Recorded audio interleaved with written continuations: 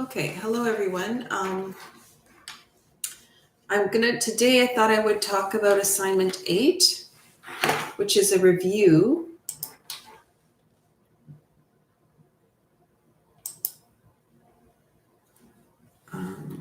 Just typing something in for you as well.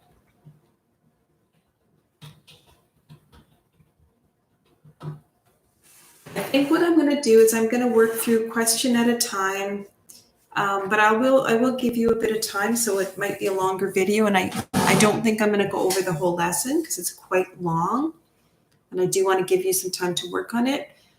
This is a review. So tomorrow I might not actually have a live video. I might give you tomorrow's class to keep reviewing and just keep following the blog for the day-to-day schedule. You know how to get to the blog. I did post something new on the blog as well. I have another page that I added called booklets. And you can just, if it doesn't show up on your home screen, there's a menu on my blog. I might be changing the appearance of my blog to make it easier for you to access everything. So look for that, but I'll keep you posted on that. Just keep following the blog for day-to-day stuff. We do have a test. We usually have unit tests after. So I think maybe what I'll do is I will send out a unit test so you can do it. And I'll give you, I'll record it as a mark if you can take a picture of your test and email it to me, or scan it somehow and email it back to me, or just write the answers down. You don't have to print the test copy out. You can just write your answers down and email. But I guess I'll just do the test and I'll figure out how marks work and everything later. But maybe what we'll do that until we get back to school officially. Sorry about that. Until we get back to school officially, I will just take your tests in, record your marks, and then I guess we'll figure out how we adjust marks and how we grant credits and everything at the end of this ordeal or experience that we're going through.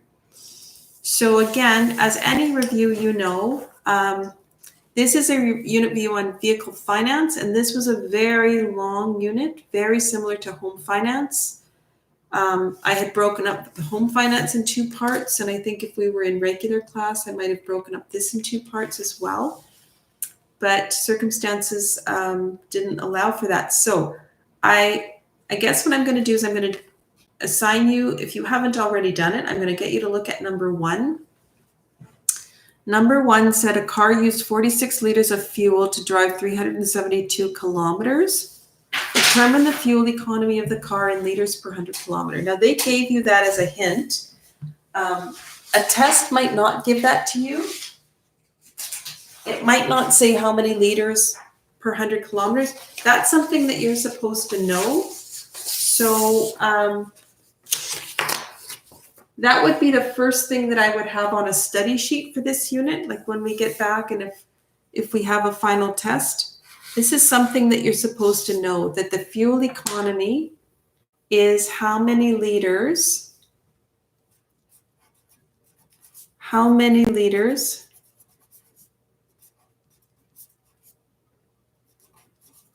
of gas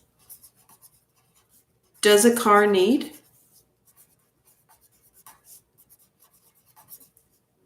to drive 100 kilometers. Okay, that's exactly what fuel economy means. So that is something that I would have on your study sheet. So I'm going to give you a moment. I want to calculate the fuel economy of this car. If this car uses 46 liters to drive 372 kilometers, how many liters does it use to drive 100 kilometers? Okay, so I'm going to give you a few minutes. See if you can come up with that. And then once you come up with that, I want you to figure out how much the fuel, if you drove 372 kilometers, how much the fuel would cost. Okay, so take a few minutes and try that out.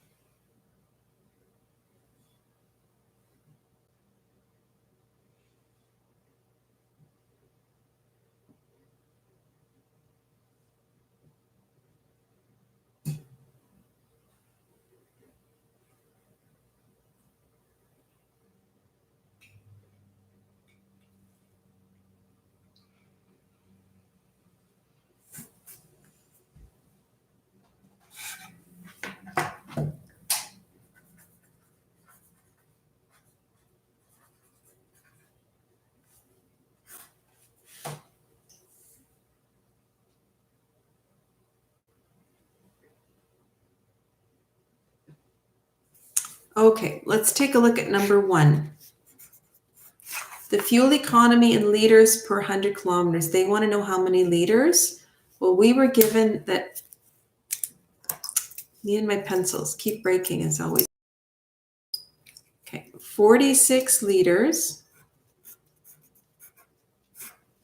Partners with 372 kilometers, right? If I want to drive 372 kilometers in this car, 46 liters of gas. So I want to know how many liters, and we usually call that X, right? How many liters, that's my unknown, would it take to travel 100 kilometers? Okay, well, the answer is going to be less, right? Because 372 kilometers is way further than 100. So this is what we use that cross multiply technique. So to figure out what X is, I multiply these two numbers and I divide by the leftover number.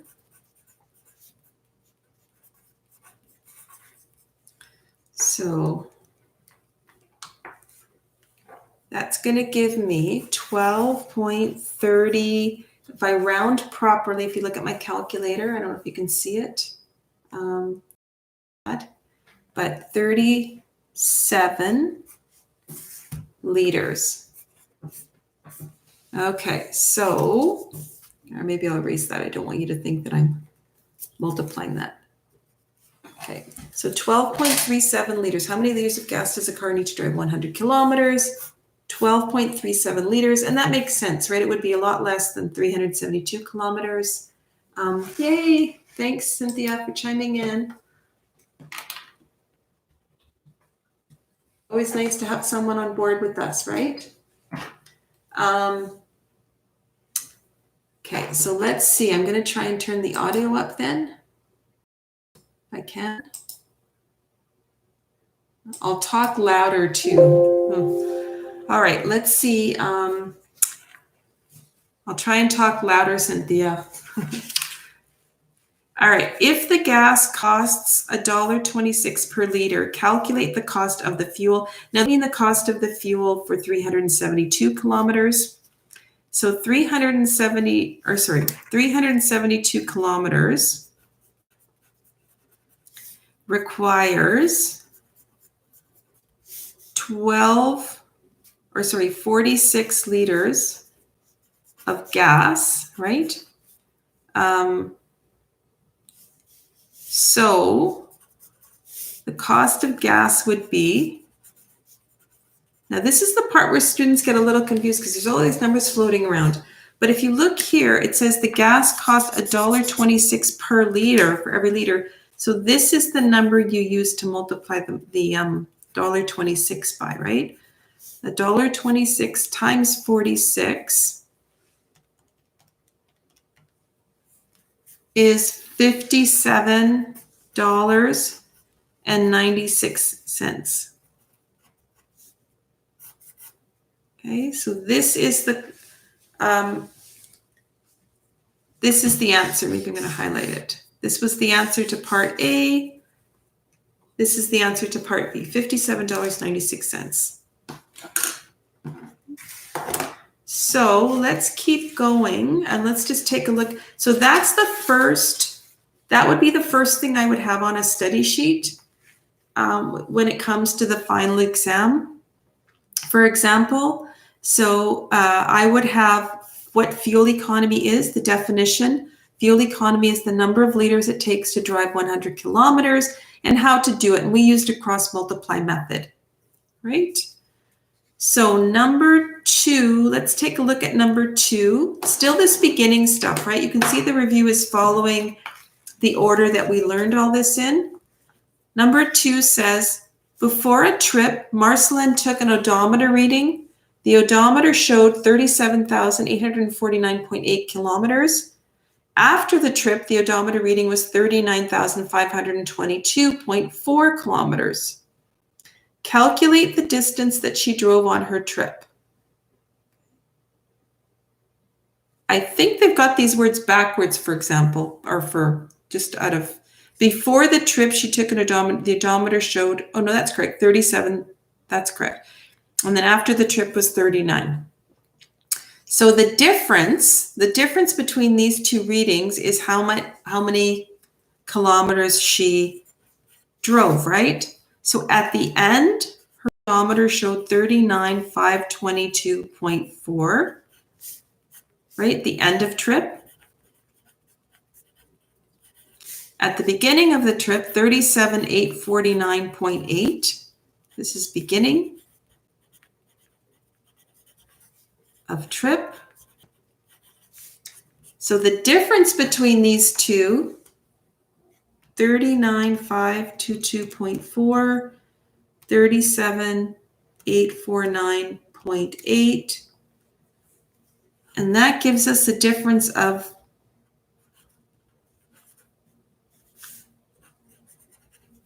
1,672.6 kilometers. That is the distance that she drove. Okay.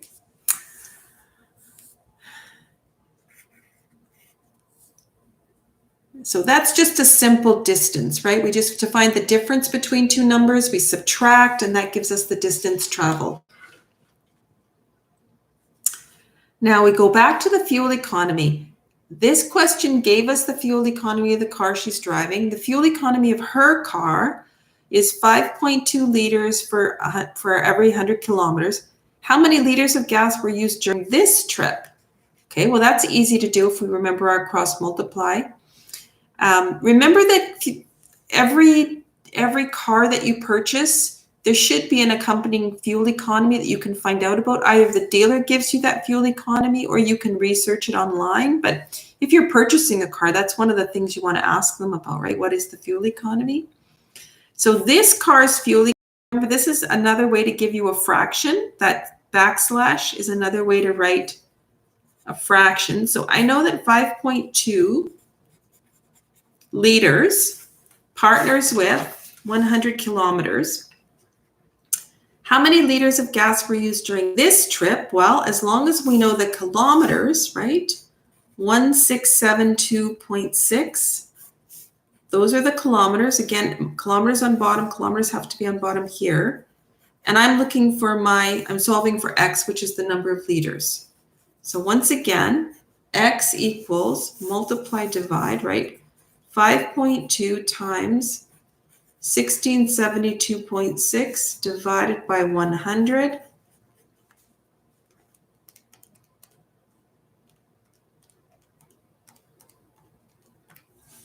So that gives me 86.98. Remember, you're solving for liters. So that's liters. So almost 87 liters of gas used for this trip. So that's the first part of this booklet.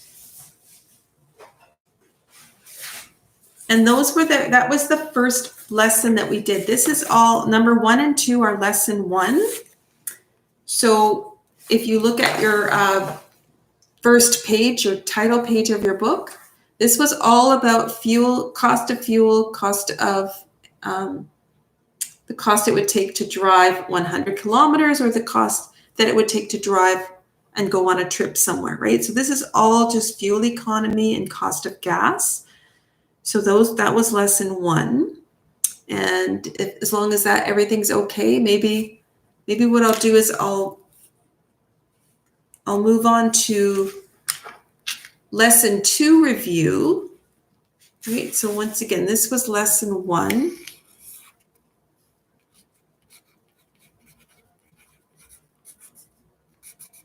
And then if we move on to lesson 2, we can see lesson 2 was about repairing and maintaining a car.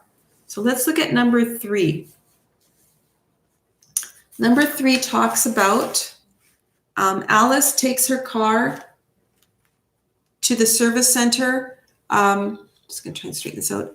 For repair or for routine maintenance, she'll be charged the following items: oil change, spark plug replacement, and labor. Now on your test, remember I told you, you are going to be given the table with all the various taxes that are charged when you repair a vehicle or when you take a car in, or when you're purchasing a car. There's so many things that go into, there's so many things that go into when you're purchasing a car.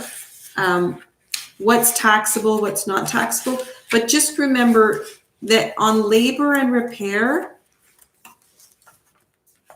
and again, this is the chart that you're going to be given. So we're getting a little ahead of the game because this also is the same chart that we're going to use for buying.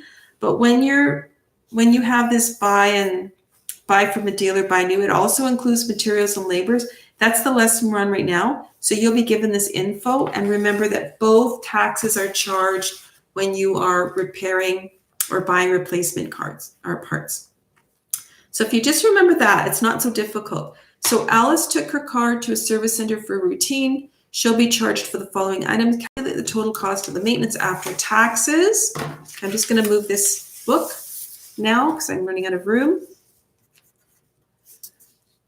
So number 3, she has an oil change, 4 liters of oil.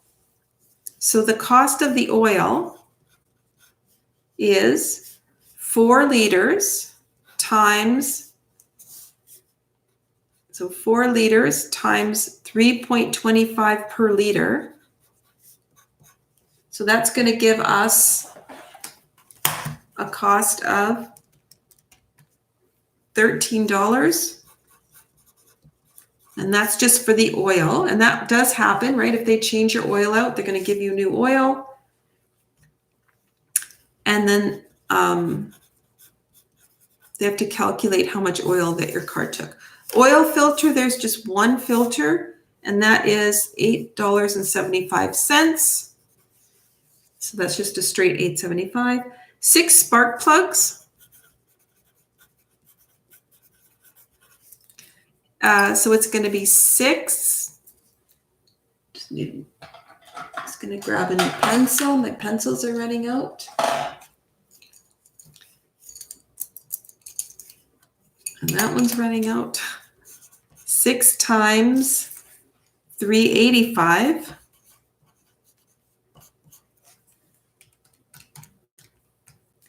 That's going to give me $23.10. And labor. So labor is 2.3 hours times $85 an hour.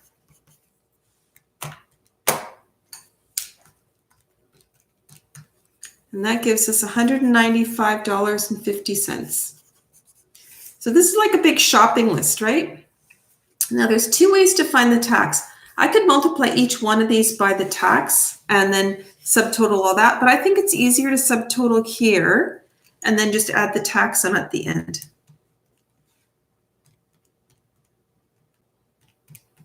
So that gives me a total of $240.35. That's before tax, right? We know both taxes apply to labor. Whoops, I almost put a 13 there.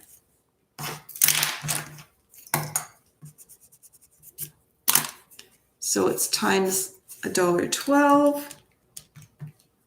and it's $269.19. So that would be the cost of the parts and the labor after tax.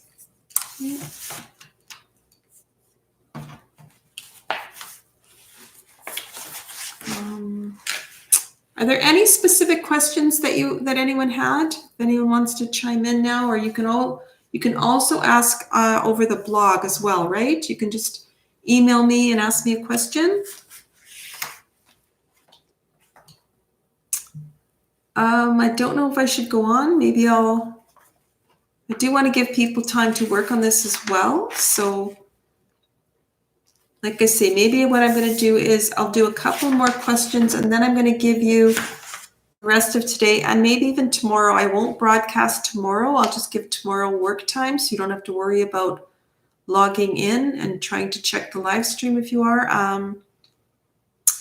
But let's do another couple of examples or questions, I guess, just so everyone has these done. Number 4,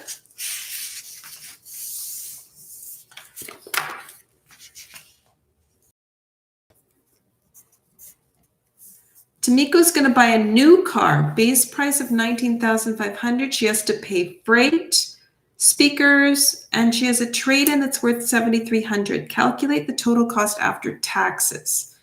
Okay, so the price of her car is $19,500. Okay, but she's got to pay the freight to get it to Winnipeg. So that's another $1,200. She wants fancy speakers for $450. And she has a trade-in worth $7,300. So she's got an old car that she's going to give them in exchange for the new car. So this old car is still worth money, still worth $7,300. So that's going to reduce the amount of what she owes, right? So I have $19,500 plus $1,200 plus $450 minus $7,300. And that gives us a total price now of $13,850. So this is what she owes for the car before taxes applied. Now tax is going to be 12% because she's buying from a dealer and it's a new car, so both taxes apply. So we're going to get a total of $15,512. I guess I could put my 0.00, but this would be the price of the car. This is how much money she has to come up with if she wants to purchase that car with all the upgraded speakers that she wanted to have. Okay. So it's nice to have, you can see it's nice to have a trade-in, right? That really reduces your cost if you have a trade-in car that you can apply against the cost of your new car. Okay, I guess I'm going to keep going on, and at least if you're watching later, you can watch along with this. Number 5, Ken bought a used 2001 Chevy Cavalier from his neighbor. So that tells us something, right? If it's from his neighbor, if we just look back at this word, this is a really important thing. If he buys from his neighbor, that means it's a private sale. Okay, so this is just, that's a private sale. It's called private and that just means, the word private sale just means he's not purchasing from a dealer, right? So he bought a used 2001 Chevy Cavalier from his neighbor for $1,800. The book price of the car is $1,500. Or sorry, $1,550. Calculate the total cost of the car after taxes. Well, this is where I would really go to my chart again. So I look and it says buying used privately, which is what he's doing. The taxes charged are, there's no GST, so that's nice. But the PST is calculated on the greater of the book value or purchase price. So just remember, the government always wants the most tax that they can get, right? So it's going to be charged on the greater of the book value or purchase price. So let's see, which one is greater, 1,800 or 1,500? Okay, so tax is going to be charged on the 1,800 because it's greater than the book value. So Ken really must want this car. So I'm just going to record this. The PST is charged on the greater, so larger, of book or book value or price paid. Okay, so in this case, it's going to be the 1,800. So I'm going to take the 1,800,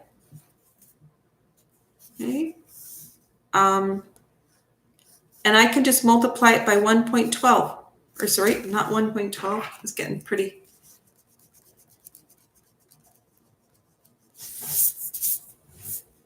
You know what, maybe I'll do it this way. The PST is 7%, right? So I could just find the PST. If I do the 1, though, that subtotals for me, right? So let's try this one. Instead of 1.12, it's 1.07. You could find the tax separately and then add it on to the 1,800 or do it the quick way, whatever way that would make sense to you. So we've got $1,926. Okay.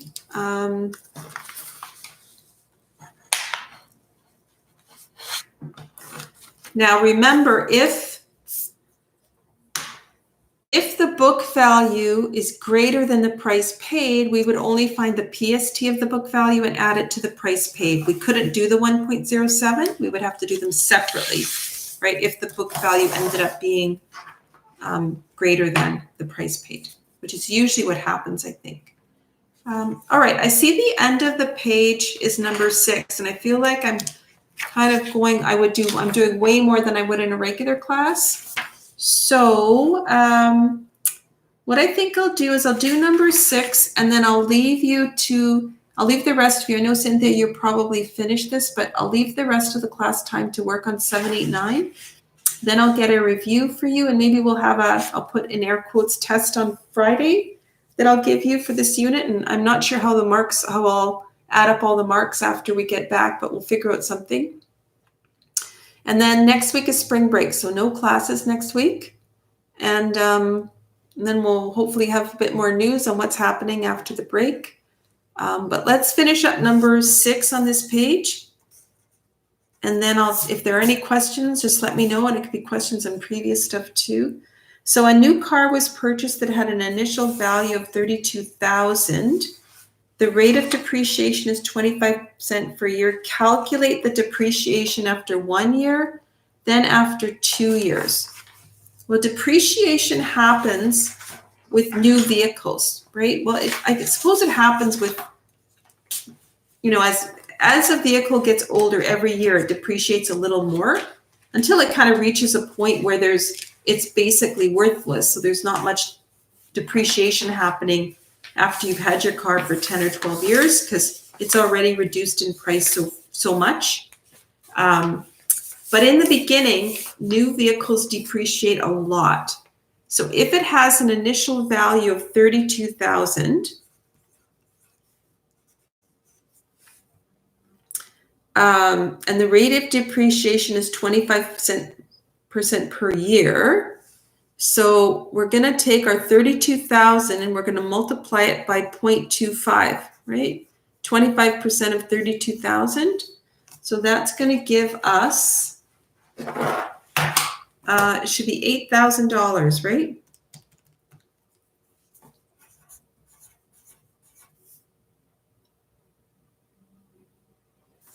So calculate the depreciation. This is the amount of depreciation.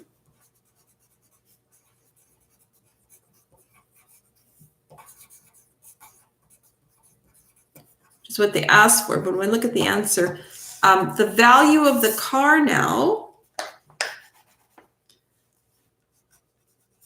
the value of the car after 1 year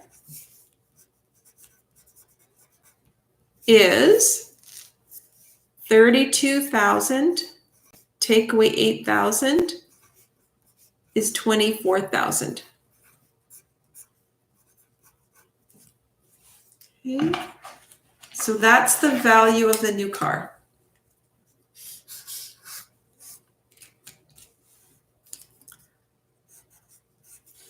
After 1 year.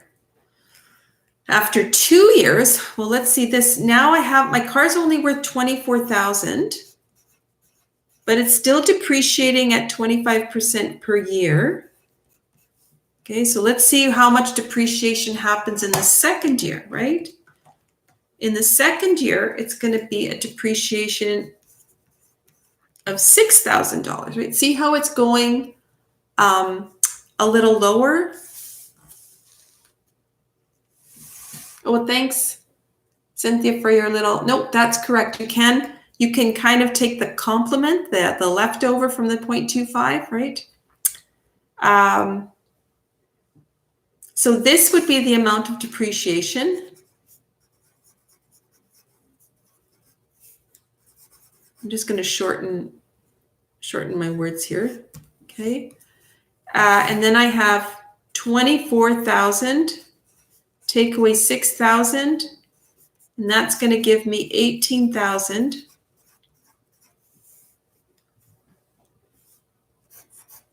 And this is the value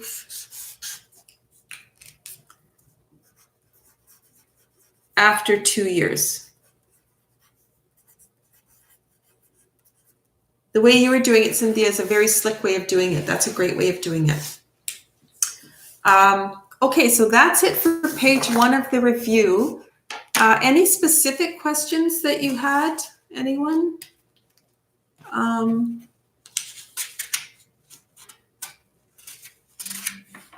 If there are no specific questions, I'm going to give you the rest of, I'm going to give you till tomorrow to work on 7, 8, 9. They're far longer questions, so they'll take a longer time. And I know you're working on other work and you're probably juggling, for some of you, kids, trying to do a little bit of homeschooling with them. So I realize you've got a lot going on. As I said, tomorrow I will post my answers, like in detail answers, all the solutions for 7, 8, 9. And maybe I'll hop online too, just to see if there's any questions from anyone. And I'll post maybe another, just, see if there's any last questions. And then Friday, I'm going to post a test for you to work on and give back to me. And I guess we'll just kind of keep going on like that until we figure out what's going to happen. So if there are no last questions, I'll sign off. And